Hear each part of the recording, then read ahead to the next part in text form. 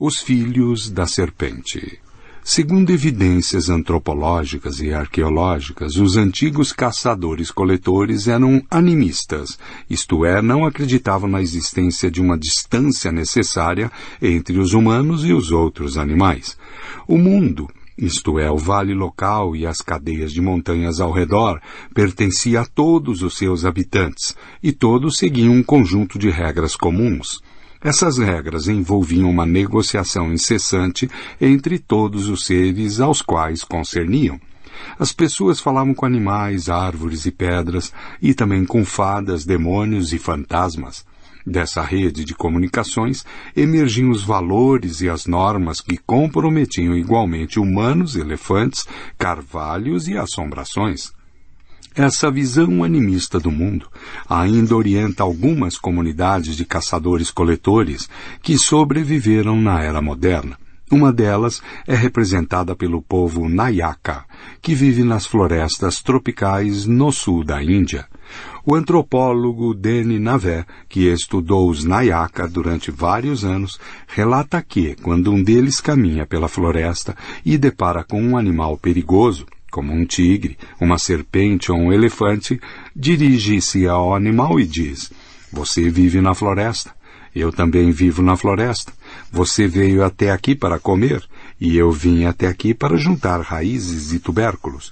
Não vim aqui para machucá-lo." Uma vez, um Nayaka foi morto por um elefante macho que era chamado de o elefante que sempre caminha sozinho. Os Nayaka recusaram-se a ajudar os funcionários do Departamento Florestal Indiano na captura do animal.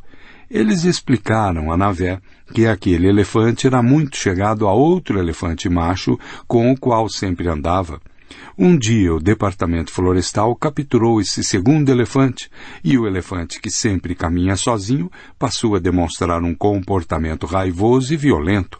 Como se sentiria se sua esposa fosse tirada de você? Foi exatamente isso que aquele elefante sentiu. Os dois, às vezes, se separavam à noite, cada um seguindo o próprio caminho, mas pela manhã tornavam a se reunir. Naquele dia o elefante viu seu camarada cair, estirado no chão. Se os dois estavam sempre juntos e alguém atira um deles, como o outro deveria se sentir? Essa postura animista causa estranheza em muitos povos industrializados. A maioria de nós, de maneira automática, considera os animais essencialmente diferentes e inferiores. Isso decorre do fato de nossas tradições mais antigas terem sido criadas milhares de anos após o fim da era dos caçadores-coletores. O Antigo Testamento, por exemplo, foi escrito no primeiro milênio antes de Cristo, e suas histórias mais antigas refletem a realidade do segundo milênio anterior a Cristo. Mas, no Oriente Médio, a era dos caçadores-coletores havia terminado há mais de 7.000 anos antes.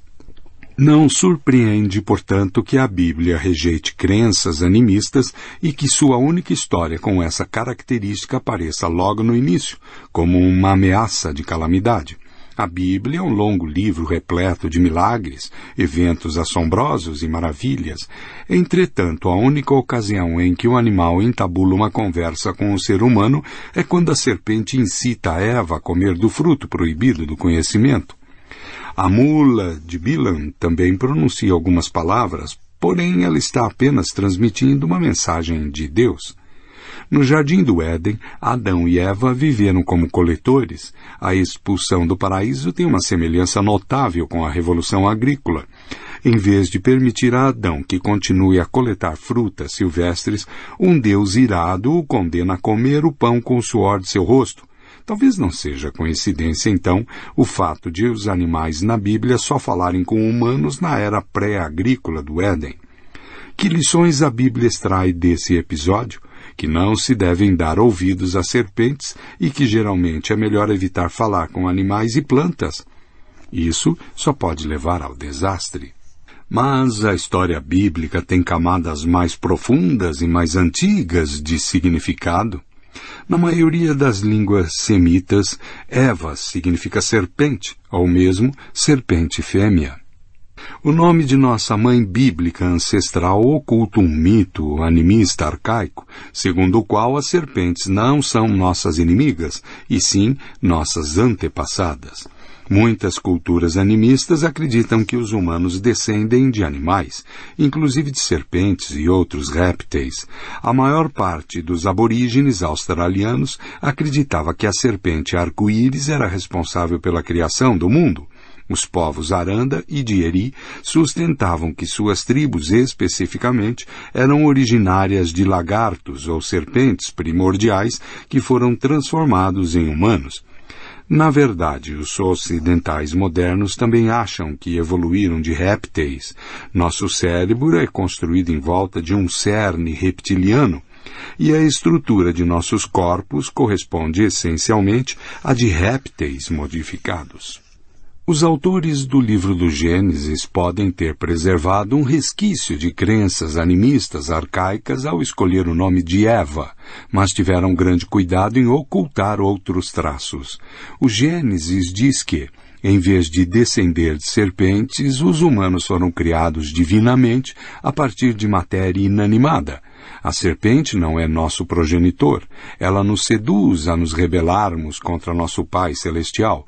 Os animistas consideram os humanos somente outro tipo de animal, ao passo que a Bíblia alega que os humanos são uma criação única e que toda tentativa de reconhecer o animal em nós acaba por negar o poder e a autoridade de Deus.